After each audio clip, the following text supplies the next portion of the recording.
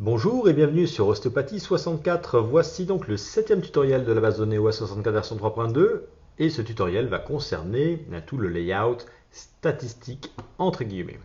Alors, le layout statistique, vous pouvez y accéder à partir d'une personne administrative, par exemple cliquant sur le bouton statistique ou dossier médical ou traitement, même chose, ou sinon en allant ici, vous cliquez ici sur statistique.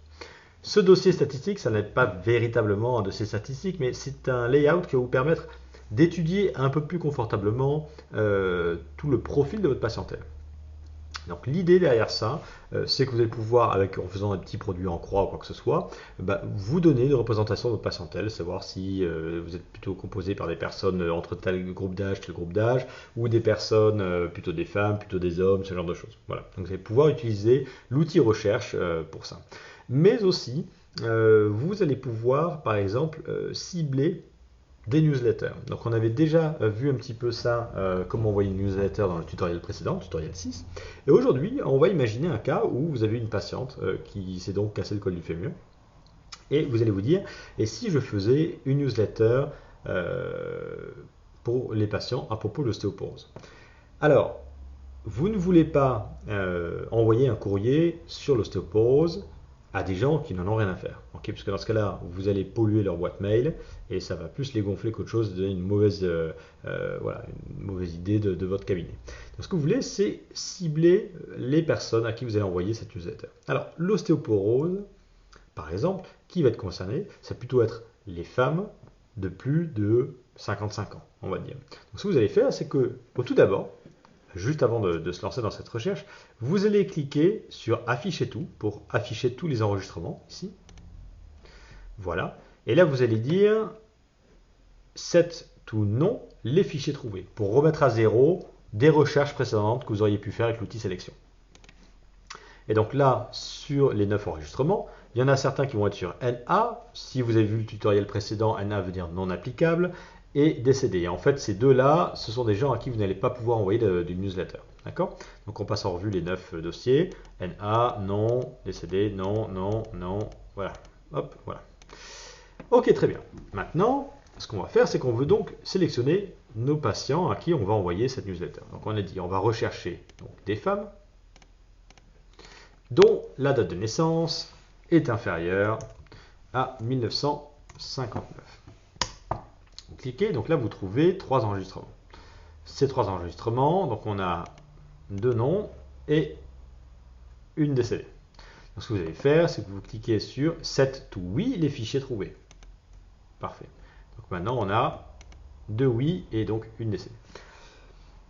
Ce que vous allez faire par la suite, vous dites quel est le groupe à risque, par exemple des personnes qui vont être dont l'indice de masse corporelle va être inférieur à 20, par exemple. Ce que vous allez dire, on va rechercher un indice de masse corporelle inférieur à 20. Vous appuyez sur Entrée, et là vous allez trouver 3 enregistrements. Donc 3 enregistrements, donc là cette personne était sur non, il y a un oui et un autre non. Et du coup, vous dites set to oui, les fichiers trouvés. Donc maintenant, les 3 enregistrements sont sur oui. Donc, maintenant, ce qu'on va faire, c'est que pour voir tous les patients qu'on a trouvés, vous allez cliquer sur Rechercher, vous dites oui, vous exécutez la recherche. Et donc là, on a 4 patients qui seraient potentiellement intéressés par une newsletter sur l'ostéoporose. On les passe en revue, très bien. Donc on a donc un homme, dont l'indice de masse corporelle est inférieur à 20. On a une femme qui a 72 ans, une autre femme qui a 58 ans et qui a un indice de masse corporelle de 14,7. Et enfin, encore un homme de 52 ans qui a un indice de masse corporelle de 17. Donc tout ça sont des gens qui seraient dans votre fourchette, qui seraient potentiellement intéressés pour recevoir un petit mail sur l'ostéoporose. Maintenant, ce que l'on va faire, c'est qu'on va dire, écoutez, on va donc envoyer un mail. D'accord? Parce que l'idée, c'est n'est pas d'envoyer un courrier à des gens qui ont une adresse email, autant éviter de faire des photocopies et d'utiliser des termes pour rien. Ce que vous allez vous dire, on va donc rechercher les personnes qui sont sur oui et celles qui ont une adresse email. Donc là, vous cliquez sur étoile, ouvrez les guillemets, arrobas, fermez les guillemets. Donc ça va rechercher toutes les personnes dans lesquelles la rubrique email, il y a un arrobas. Vous appuyez sur Entrée, et donc là, on a 2 personnes sur 9 qui ont été trouvés. Donc ces deux-là, vous allez leur envoyer un email sur l'ostéoporose. Donc imaginez que vous avez fait votre PDF sur l'ostéoporose et vous allez joindre ce PDF à votre email. Alors, vous allez donc cliquer sur Fichier, Envoyer, envoyer un courrier. Un courrier électronique utilisant les données de l'enregistrement actuel. Parfait. Là, vous allez cliquer sur CCI. D'accord, carbone copie invisible, il me semble. Vous cliquez sur collecter les adresses dans les enregistrements trouvés. Et là, vous allez chercher votre adresse email, nom de rubrique. Ça va être email PT. Hop, et vous appuyez sur OK. Vous tapez l'objet, newsletter sur l'ostéopathie, par exemple, sur l'ostéopathie, sur l'ostéoporose, et vous cliquez, monsieur, madame, veuillez trouver ci-joint le PDF sur votre newsletter sur l'ostéoporose. Et n'oubliez pas de mentionner ça, si vous voulez vous désinscrire de ces newsletters, s'il vous plaît, envoyez-moi un mail en me le faisant savoir. Et voilà, et je vous désinscrirai. Et ce qui se passe, c'est que si vous recevez un mail de ces personnes-là, vous cliquerez ensuite, vous irez rechercher leur nom et leur nom de dossier, et vous cliquerez sur NA, ici, pour les mettre en applicable.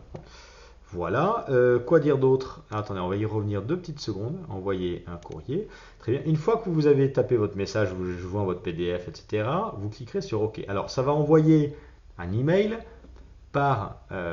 sur les clients de messagerie électronique, c'est-à-dire ça va utiliser votre boîte mail sur laquelle vous avez déjà programmé votre adresse email. Si vous avez différentes adresses email, annuler, ça va utiliser celle qui est sélectionnée ici dans votre boîte de réception. Donc sélectionnez la bonne sur laquelle vous allez vouloir envoyer par laquelle vous voulez envoyer ce mail. Pardon, excusez-moi. Très bien, donc ça on peut quitter. Ok.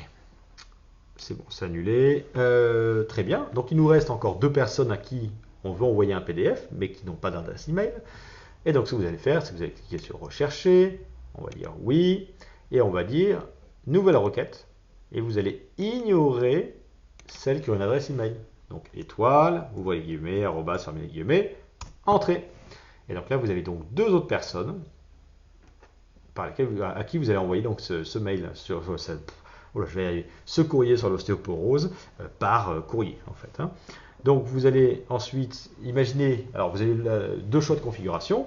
Soit vous allez avoir un PDF sur l'ostéoporose que vous allez plier en 3 par exemple et vous allez mettre ça dans une enveloppe. Et dans ce cas, vous cliquerez sur le bouton enveloppe. Imprimer. Je fais ça juste pour mettre la mise en page. Continuer. Et voilà, ça va donner donc une enveloppe qui sera imprimée comme ceci. D'accord. Donc là, vous nourrissez votre imprimante d'enveloppe et ça va les imprimer les unes après les autres. Très bien. Ou sinon, vous pouvez le faire avec un en-tête. Donc vous remplissez dans ce cas-là les 2 tiers inférieurs d'un PDF ou d'une lettre ou quoi que ce soit. Vous cliquez sur en-tête. On fait ça, annuler, continuer. Hop, et ça va donc imprimer tout votre PDF avec une sorte d'en-tête que vous pourrez mettre dans une enveloppe à fenêtre avec l'adresse du patient. Voilà. Et bien écoutez, c'est fait. Quoi dire d'autre? Fantastique. Je vous encourage à aller regarder un petit peu tout ce layout statistique, d'aller faire des petites recherches pour étudier votre patientèle, et c'est particulièrement intéressant. Voilà, j'espère que vous avez apprécié ce petit tutoriel. Dans un prochain tutoriel, qu'est-ce qu'on fera? On va regarder a priori tout ce qui va être comment faire un update entre la version 2.2 et la version 3.2 de OS 64. Voilà. Je vous remercie pour votre attention et à très vite.